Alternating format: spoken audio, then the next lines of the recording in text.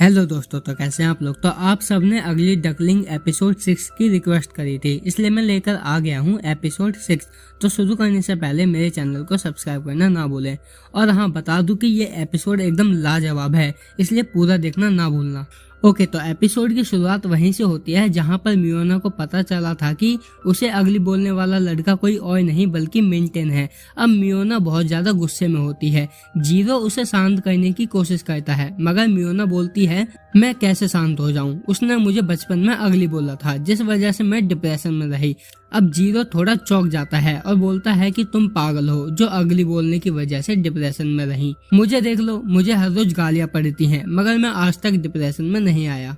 अब मियोना को मेंटेन की कॉल आती है और वो बोलता है कि तुम मुझे याद कर रही हो ना। मियोना बोलती है कि मुझे तुम कल सुबह आकर मिलो। अब मेंटेन खुश हो जाता है क्योंकि उसे लग रहा होता है कि मियोना उसको आई लव यू बोलेगी। अब अगले दिन मेंटेन मियोना के पास एक स्वीट्स का बॉक्स लेकर जाता है और उसे देते हुए बोलता है कि मैं तुम्हें लाइक करता हूँ, मगर मियोना उसको बॉक्स को वापस कर देती है और बोलती है कि मैं तुम्हें हेट करती हूँ। मियोना बोलती है कि मैं सब जान चुकी हूँ, वो तुम ही लड़के थे जिसने मुझे अगली कहा था, जिस वजह से मेरा बचपन बर्बाद हो गया। अब ये सुनकर मेंटेन शॉक हो जाता है और पूछता है कि ये तुमने कैसे पता चला। मियोना बोलती है कि मासूम मत बनो, तुम तो मुझे पसंद नहीं करते थे, फिर अब क्यों मुझसे प्यार करने का नाटक कर रहे हो। मेंटेन बोलता है कि मुझे माफ कर दो, बचपन में मैंने दोस्तों की बातों में आकर तुम्हें अगली बोल दिया था, मगर उसके बाद मैं बहुत ज्यादा शर्मिंदा था और तुमसे माफी मांगने के लिए ढूंढ रहा था, मगर तुम नहीं मिली। जिसके कुछ समय बाद तुम्हारे पापा मुझे मिले, जिन्होंने मुझे तुम्हारा दोस्त बनकर तुम्हारी मदद करने के लिए कहा। अब ये सुनकर मियोना और भी ज्यादा गुस्से में हो जाती है और वह घर के अंदर जाकर अपने पापा को बोलती है कि आपने उस लड़के की हेल्प करी जिसने मुझे अगली कहा था। अब मियोना इमोशनल होकर यहाँ से चली जाती है और उसके डैड भी परेशान हो जाते हैं कि अब वो क्या करें। अब मियोना एक जगह पर अकेली बैठी होती है, तभी वहाँ पर जीरो आ जाता है और जीरो उसे समझाता है कि तुम उदास क्यों बैठी हुई हो, तुम्हारे पापा और मेंटेन ने जो किया सही करा ताकि तुम अपने डिप्रेशन से बाहर निकल पाओ। अब जीरो इसका हाथ पकड़कर इसको इसके डैड के पास ले जाने लगता है, मगर घर के बाहर मेंटेन होता है जो कि इसको देखकर भड़क जाता है और लड़ाई करने लगता है। अब मियोना इन दोनों की लड़ाई रुकवाती है। मेंटेन बोलता है कि मियोना तुम इस बदमाश पर भरोसा कर रही हो। मियोना बोलती है हाँ, क्योंकि इसने मुझे धोखा नहीं दिया है। मेंटेन बोलता है कि मैंने ये सब तुम्हारी भलाई के लिए करा था। मियोना बोलती है तो ठीक है, यहाँ से हमेशा के लिए चले जाओ और सब ठीक करते रहो। अब ये सब बातें कर ही रहे होते हैं, तभी यहाँ पर दो बंदे बाइक पर आते हैं और मियोना के ऊपर एसिड फेंकते हैं, मगर जीरो उसे बचा लेता है, मगर एसिड उसके ऊपर गिर जाता है जिसकी वजह से वह घायल हो जाता है। मेंटेन उनका पीछा करता है, मगर उसका कार से एक्सीडेंट हो जाता है और वह जमीन पर गिर जाता है। अब हम यहाँ पर देखते हैं कि मियोना के दोनों बॉयफ्रेंड यहाँ पर मुश्किल में हैं और मियोना बहुत ही ज्यादा परेशान है।